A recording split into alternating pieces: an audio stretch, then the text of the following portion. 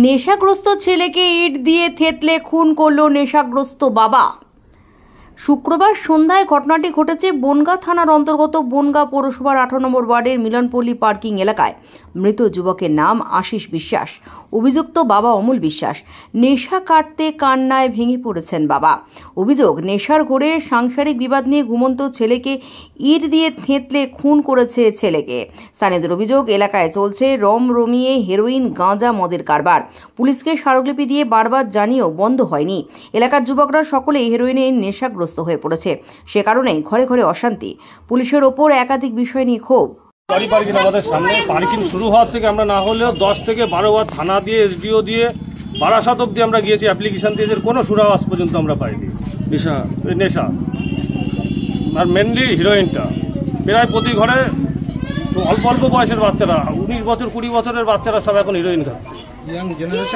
জেনারেশনটা নষ্ট করে দিচ্ছে। নেশা না থাকলে এই ঘটনা ঘটতো না, নেশা না থাকলে ছেলে শুনেছি একজনের কাছে 100 টাকা পেতো, সেখান থেকে নিয়েছে, আর কোথাও একটা পেতো, নিয়ে তার কাছ থেকে নিয়ে খেয়ে শুয়েছিল, নয়তো এই ঘটনা ঘটতো না। যে মারা গিয়েছে সে খেয়েছিল, নাহলে আর যে মেরেছে সে মদ খেয়েছিল, মদ গাঁজাও খেত, মানে নেশাই শেষ করলো। নেশাই শেষ করলো।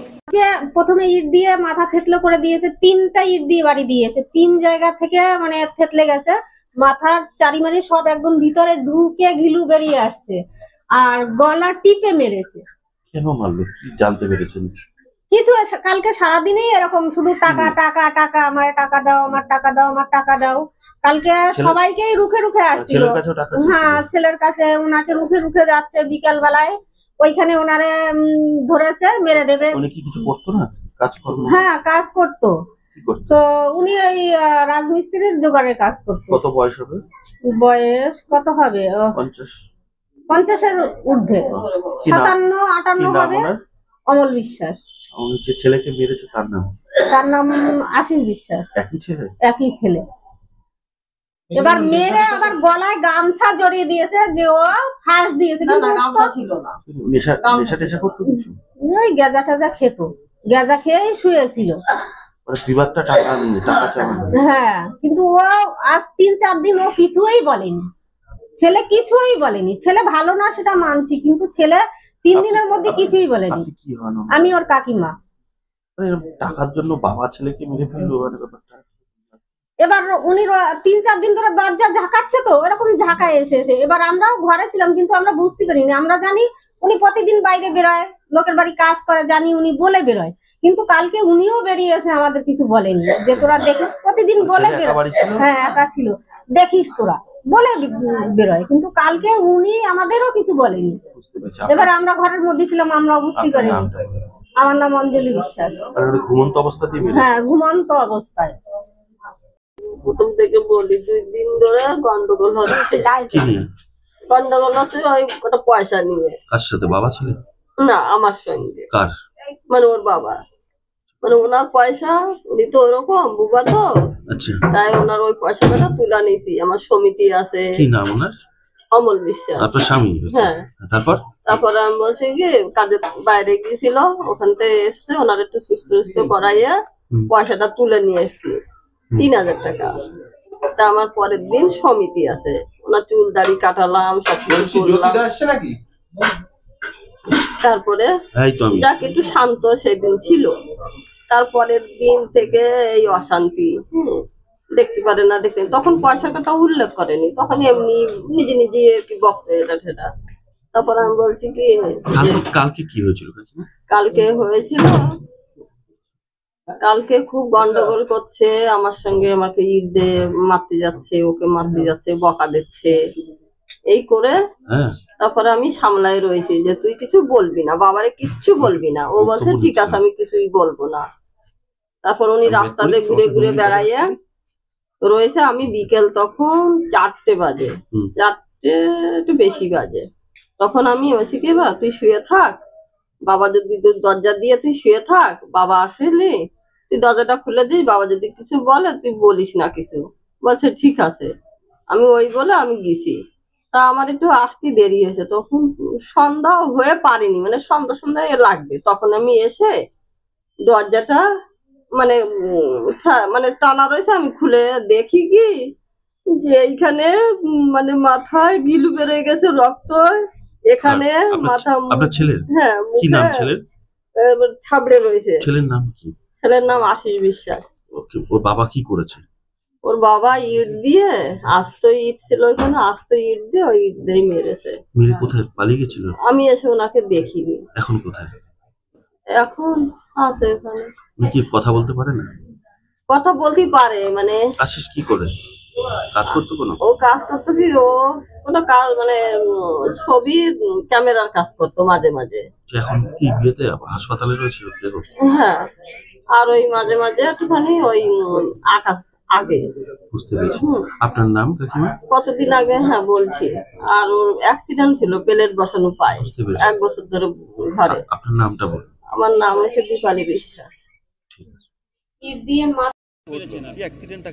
অ্যাক্সিডেন্টটা গতকাল বিকেল বেলায় 4টে সাড়ে 4টে নাগাদ আমার কাছে খবর আসে যে আমাদের পাড়ায় একটা ইনসিডেন্ট ঘটেছে। ছেলেটা হয়তো ঘুমিয়েছিল, আমার কাছে যা তথ্য আছে আশেপাশ থেকে ঘুমিয়েছিল।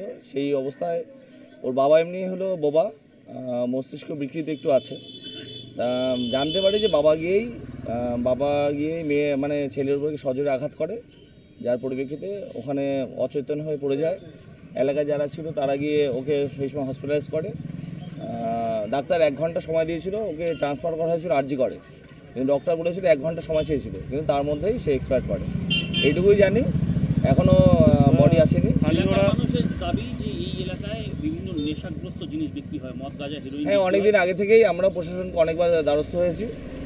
প্রশাসন মাঝে মাঝে স্টেপ নেয়, আবার জানি না কী করে, কোথায় উদাও হয়ে যায়।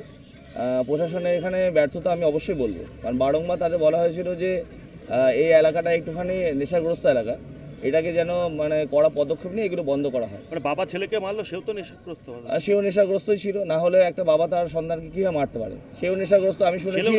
ছেলেও নেশা করেছে হয়তো, মেবি। আর বাবা তো আমি শুনেছি, পাড়ার থেকে সবাই শুনলাম যে টোটাল ব্যাপারটাই নেশাগ্রস্তের জন্য এই ঘটনাগুলো ঘটেছে, না হলে ছেলেটা প্রাণ যেত না। কি চাইছেন আপনি? আমি চাইছি এইগুলো বন্ধই অবশ্যই হোক। ছেলেটা মারা গেছে সত্যি, আমাদেরই ছেলে। পুলিশকে জানিয়েছেন এখনো পুলিশকে? হ্যাঁ, গতকাল আমি জানিয়েছি, যখন এই ঘটনা ঘটে আমি পিএসসি পার্টিকে জানিয়েছিলাম, এসে কথাও বলে গেছে ওরা এখান থেকে। চাইবো যে এই জিনিসটা, এই সমস্যাটা যেন সমাধান হয়, আর সত্যি নেশাগ্রস্ত ব্যাপারটা যেন প্রশাসন কড়া পদক্ষেপ নিয়ে যেন এটা বন্ধ হয়, এটাই চাইবো। আপনার নাম? আমি Chiranjit Biswas, councillor 18 number ward. Thank you. উনি যে ইট দিয়ে থেতলো করলো, মারলো ছেলেকে, মানে কেন মারলো আর কি? নেশা না করলে তো হতো না। নেশা না করলে হতো না। আর আমাদের এইখানে এত পরিমাণে নেশা হয় যে এত পরিমাণে নেশা, হিরোইনটা আমরা মেয়ে ছেলে লড়াই করেও আমরা বন্ধ করতে পারিনি। খুব লড়েছি আমরা মেয়েরা, কিন্তু তাও আমরা হিরোইনটা বন্ধ করতে পারিনি, গ্যাজাটাও বন্ধ করতে পারিনি, মদটাও বন্ধ করতে পারিনি। পুলিশ আসে না? এর জন্য পুলিশরা টাকা দেয়, পুলিশ কিছুই করে না। আমরা মাস পিটিশন অনেকবার জমা দিয়েছি, কিন্তু তার কোনো সুরক্ষা পাইনি। আমরা মেয়েরা অনেক লড়েছি। প্রত্যেকটা পরিবারে এরকম অশান্তি, প্রত্যেকটা পরিবারে ছেলেরা নেশা করে এরকম অশান্তির সৃষ্টি। আজকে এই বাড়ি অশান্তি, কালকে ওই বাড়ি অশান্তি, একটু একটু ছেলে ফেলে সব হিরোইন খাচ্ছে। কোথায় যাবো আমরা? হ্যাঁ, আর যদি নেশা না করতো এই পরিস্থিতি দাঁড়াতো না। নেশার ঘরেই করেছে। ছেলেও গাঁজা খেয়ে শুয়েছিল, বাবা মদ খেয়ে এসে মেরে দিয়েছে। বাবা তো হেরোইনে খেয়েছে মনে হচ্ছে। না, হিরোইন উনি হিরোইন গাঁজা খায়, মদ খায়। ঠিক। আপনার নামটা বলবেন? আমার নাম অঞ্জলি বিশ্বাস।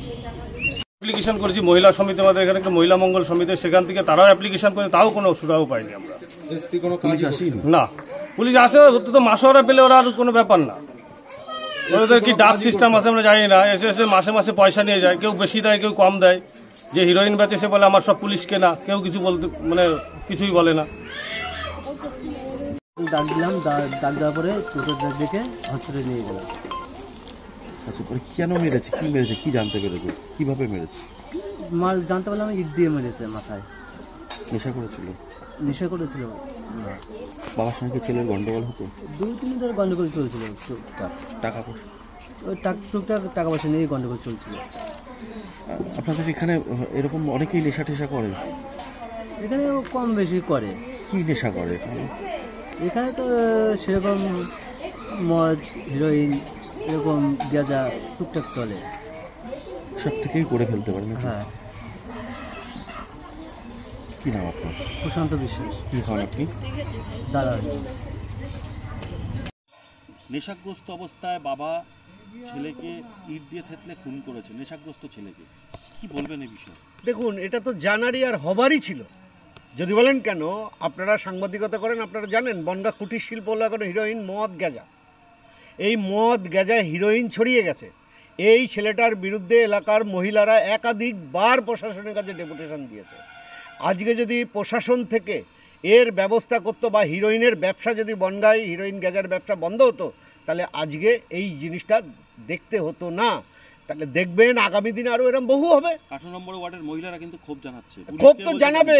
18 নম্বর ওয়ার্ডের মহিলারা একাধিকবার ডেপুটেশন দিয়েছে, থানায় দিয়েছে। আমি একদিন থানায় ছিলাম, সেদিনও দেখি মহিলারা ওরকম ডেপুটেশন দিচ্ছে। এর অনেক আগের কথা বলছি আমি এটা।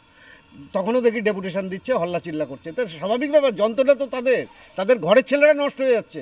অল্প বয়সী ছেলে পিলে কর্মস্থান নেই, বনগাঁয় কাজকর্ম নেই, কী করবে? মার কাছ থেকে টাকা কেটে নিয়ে গিয়ে গেঁজা খাচ্ছে, না হিরোইন খাচ্ছে। এই হলো বনগাঁ। এ বনগাঁ ছিল না, এ বনগাঁ আমরা দেখতে চাইনি। নেশা কি ভয়ঙ্কর জিনিস দেখলেন আপনারা। 18 নম্বর ওয়ার্ডে বাবা ছেলেকে পিটিয়ে পাল। ছেলের বয়স কত? 30 বছর। এই ছেলেটাকে যে সময় ডেপুটেশন দিয়েছে, যদি কোনো হোমে বা কোথাও রেখে তার যদি মানে চিকিৎসা করা হতো, আজকে এই খুনটা হতো না। এরকম বহু হচ্ছে, বহু জায়গায় হচ্ছে বনগাঁরে। আরে প্রশাসন কোথায় এখানে? তাহলে এই হিরোইনের ব্যবসা এরকম পাড়ায় পাড়ায় বিক্রি হয়। যদি প্রশাসন সক্রিয় থাকে, তৃণমূল যদি এখানে প্রশ্রয় না দেয়, তাহলে কারোর করার ক্ষমতা আছে ব্যবসা? আপনার নাম? দেবদাস মণ্ডল, বনগাঁ সাংগঠনিক জেলার ভারতীয় জনতা পার্টির সভাপতি।